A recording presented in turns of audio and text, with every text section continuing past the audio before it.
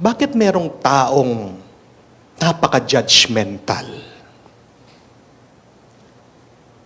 Bakit ba naging ugali na natin ngayon ang maghusga? At nag-i-enjoy ba kayong naghuhusga ng iba? Kabuka na lang ng paghuhusga ng mga tao pag kinakasal daw ang isang couple, ang mag-irog. Ano daw ang comment ng mga marites sa mga kinakasal? Yung iba, sinasabi nila, ay, bakit civil lang? Dapat ang grande na. Minsan ka lang ikakasal. Pero meron din magko-comment, sabi niya, naku, napaka-ingrande naman ang kasal. Ang hirap-hirap ng buhay ngayon. Sana, sinave na lang nila yung pera nila. Di po ba? Merong iba, sinasabi nila, ang taba-taba naman ng bride, sana nag-diet muna. Pero pag payat naman, hinuhusgan din. Sinasabi, parang may sakit yung bride. Sana kumain-kain naman ng konti para gumanda-ganda yung kanyang picture sa wedding day. Meron ding iba, sinasabi nila, magpapakasal pa? Pagkatapos, maghihiwalay din yan. Tingnan mo. Meron naman iba, sinasabi, nagpapakasal lang yan dahil nabuntis. At pag sa reception na, sinasabi, ang tagal naman. Ano ba yan? Meron pang program? Buksan nyo na yung buffet, nagugutom na kami. Pero pag walang program, nagrereklamo din. Ay, walang dating. Alam mo, mas maganda yung kasal ng aking pinsan. May sayawan. Pagkatapos may lechon pa. Meron mga iba nagrereklamo. Ano ba naman yan? Nakakaitim yung motif. Pero meron din mga iba, sinasabi, ang arte-arte naman, hindi ba pwedeng kami nalang pumili ng susuotin? Pag malapit yung handaan, hinuhusgahan. Ay, diyan lang yung handaan.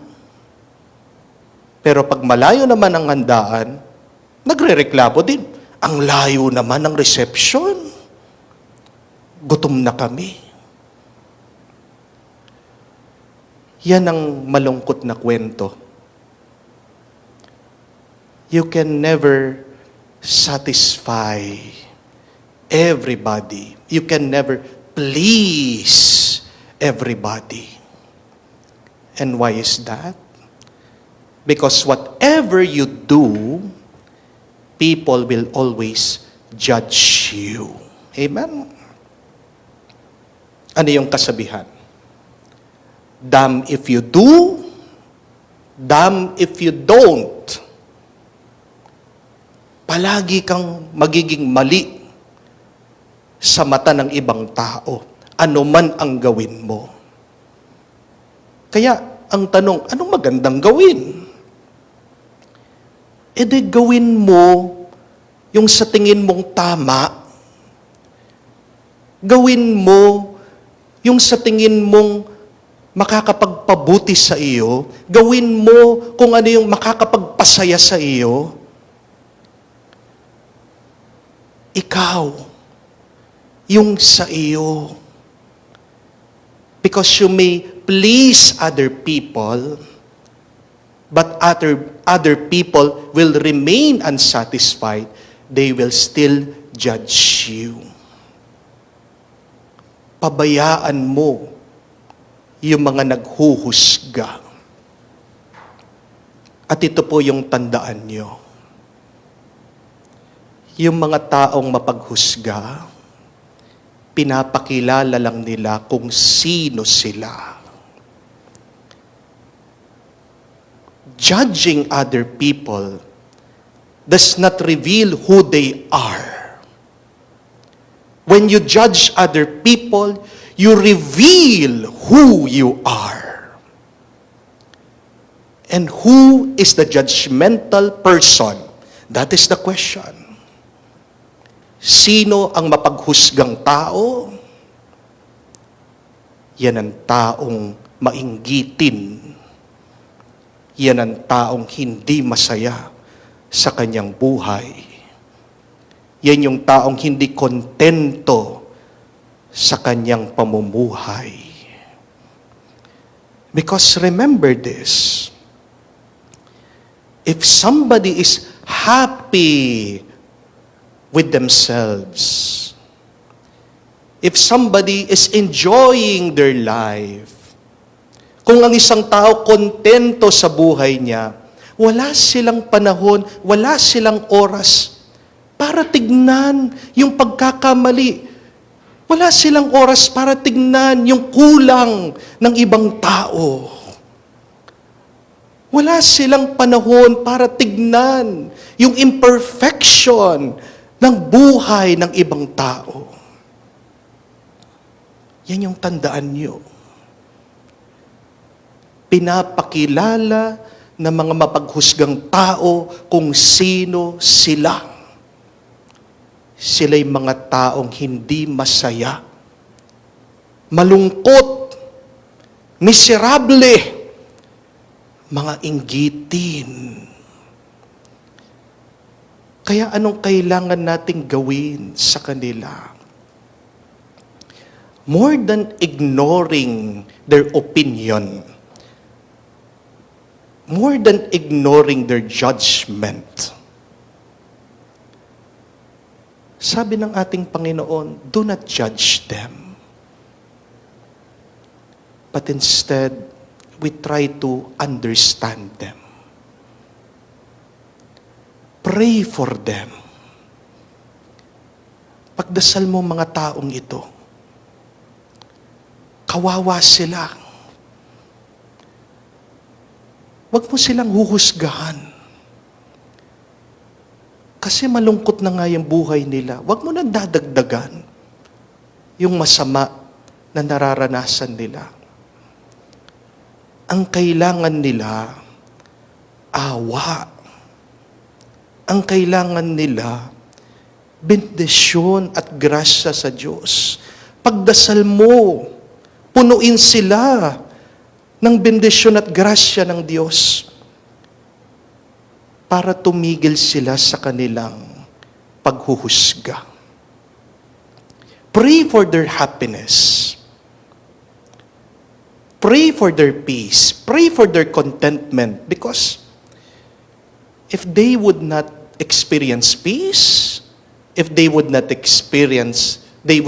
experience happiness in their life, they will continue this bad habit of judging, criticizing other people. That is the only solution to help judgmental people. Huwag mo silang aawayin.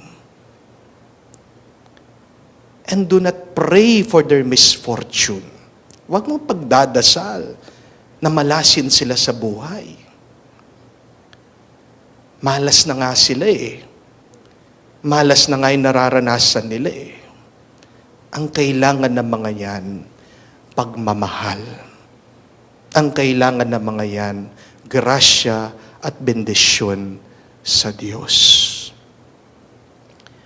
We are also invited to evaluate ourselves. Suriin ang ating mga sarili. Tingnan niyo po yung ugali niyo. Baka nagiging judgmental ka na rin sa ibang tao. Yan din yung sinasabi ni Jesus.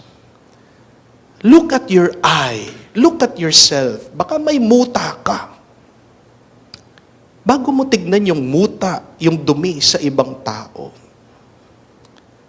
alam mo na, pag ikaw ay naghuhusga sa iba, anong ibig sabihin?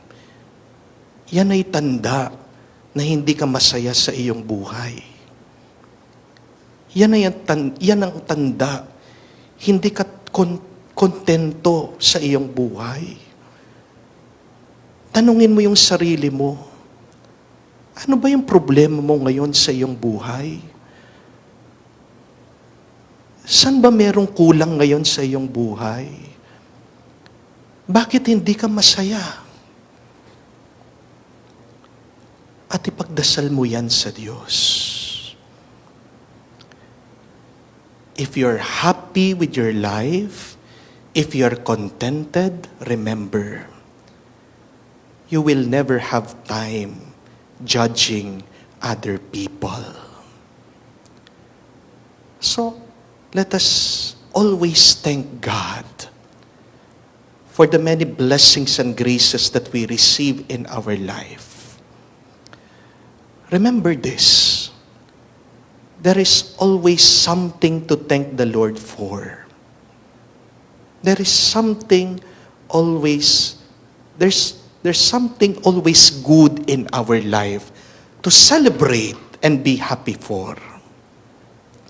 Focus on that.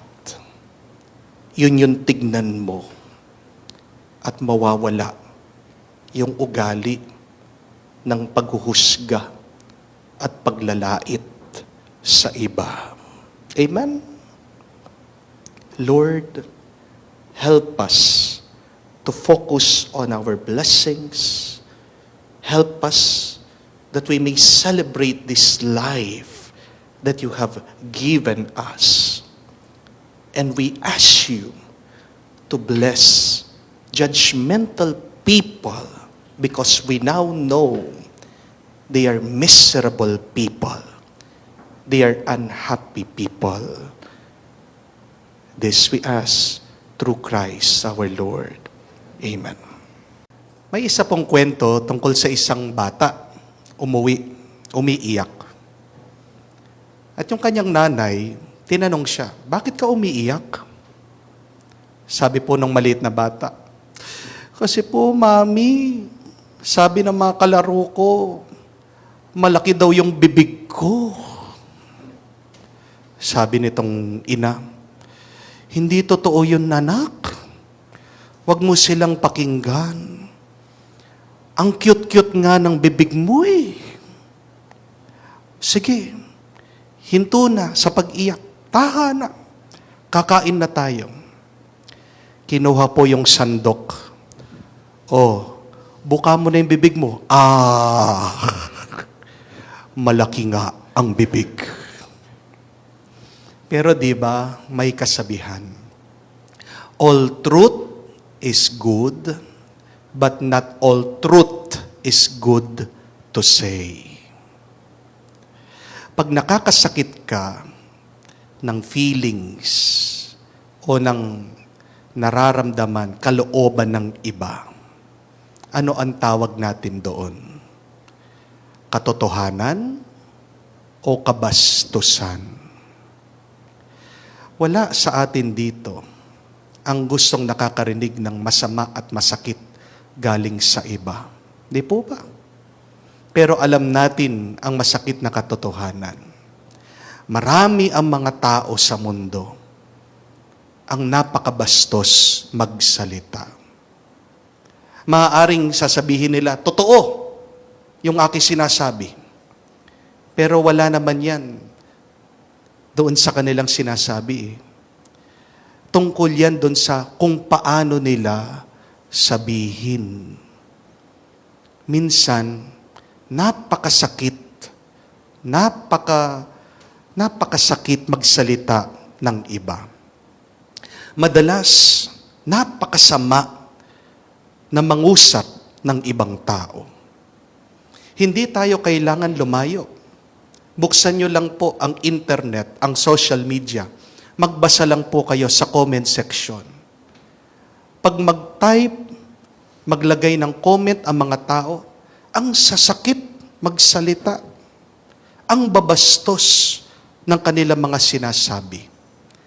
Madaming mga tao, they do not consider the feelings of other people. Minsan, yung mga malapit sa atin, sila pa yung mga nakakasakit sa atin. Kung minsan, yung mga kapitbahay natin, kamag-anak natin, mga tinuturing nating malapit sa atin, sila pa yung nambabastos sa atin. Di po ba? Meron po akong kakilala, lumapit sa akin, umiiyak. Sabi niya, Father, nasaktan ako doon sa kaibigan ko. Kasi sinabihan ba naman yung anak ko, mongoloid daw siya. Alam ko naman po, Father, merong pong kahinaan itong anak ko. Pero, parang hindi naman tama na sabihan mong ganyan yung aking anak. Totoo po. Kung makikinig tayo sa sasabihin ng mga ibang tao, madidepress tayo, malulungkot tayo. Hindi kauubusan ng mga masasamang salita ang ibang tao. Palagi mong maririnig ang mga salitang tanga, bobo, inutil, at kung ano-ano pang mga masasamang salita. Hindi po ba? Pero ano ang mabuting balita? Whenever we hear these rude comments about us from other people, please remember this. You are loved. Kahit na anong sabihin pa nilang masakit tungkol sa iyo, yun lang yung mahalagang tandaan mo. Minamahal ka. May nagmamahal sa iyo. And I think this is the point of the baptism of Jesus. Bakit nagpabinyag si Jesus? Wala naman siyang kasalanan. Pero tingnan niyo po kung ano yung nangyari doon sa binyag ng ating Panginoon. Pagkatapos ng kanyang binyag, may narinig daw silang salita. May narinig silang boses sa langit, galing sa kanyang ama. Sinasabi sa kanya, ito ang aking minamahal na anak. Those were very important words coming from his Father. You are loved. I love you. At yun po yung mga salitang tinandaan ng ating Panginoon. Inalala ng ating Panginoon. Napakahalaga nitong binyag na ito bago ang kanyang misyon. Dahil alam po natin, napakahirap na naging misyon ng ating Panginoon. Napakarami niyang mga naging kritiko, mga kaaway, kung ano-ano yung mga sinabi nila tungkol sa kanya. Hindi po ba? Meron na nagsasabi na demonyo daw siya. Siya'y kampon ng demonyo. Nung umuwi siya, alam natin ang kwento, mismong mga kamag-anak, kababayan niya, hindi man siya matanggap. Anong sinabi nila tungkol sa kanya? Sino ba itong nangangaral?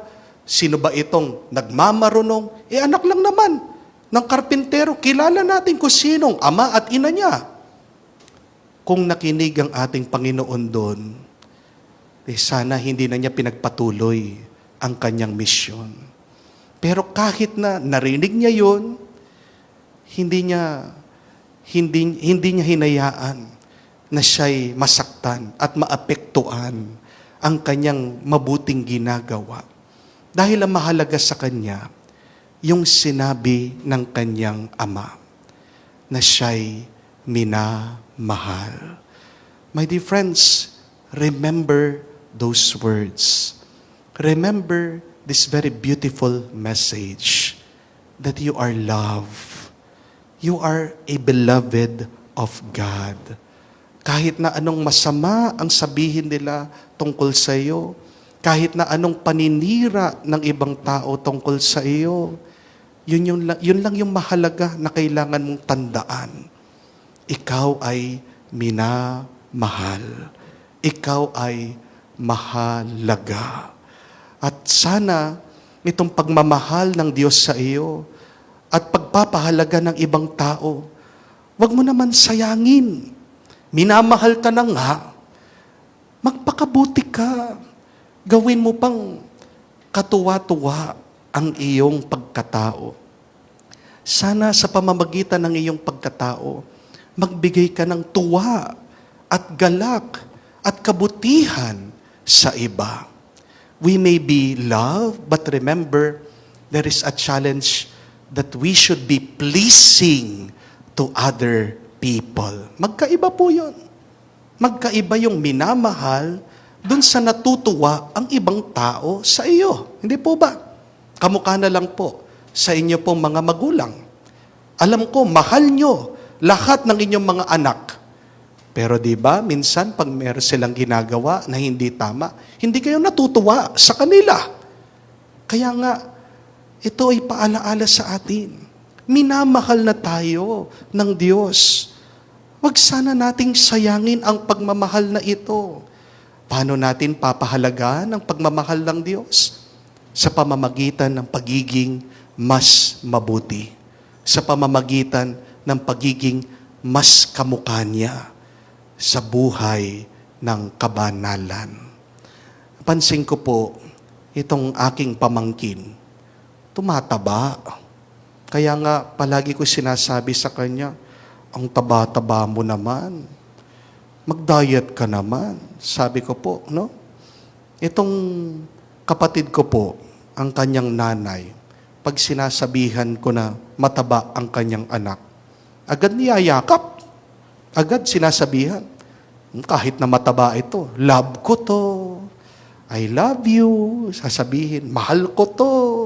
Magaling ito. Special ito. At alam niya po, napansin ko sa ugali ng aking pamangkin, napaka-confident niya. Napakalakas ng loob. Kahit na sinasabihan ko mataba, wala mas sa kanya. Pero sa klase, napakabibo. Bakit kaya? Dahil naaalala niya at tinatandaan niya yung mga salita na galing sa kanyang ina. At ganyan din po sa atin. Kung gusto nating maging mas masaya sa ating buhay, mas payapa, kailangan lang nating tandaan ang napakagandang mensahe, napakagandang salita na tayo ay minamahal. Hindi natin maaalis sa ating buhay ang mga taong magsasalita, magsasabi ng mga masasama at masasakit tungkol sa atin. Pero tandaan natin, anuman ang sabihin ng ibang tao, merong isang bagay na hindi magbabago, na tayo ay minamahal. Other people may be rude, other people may say awful, bad words about us. Other people will bring you down with their words, but do not forget the most important word, the most important message. You are love. Minamahal ka. At naway dito ka humugot ng panibagong lakas, panibagong tuwa. Amen. Feel at home tayo dito. Enjoy life at Bright FM 91.9. Friends tayo.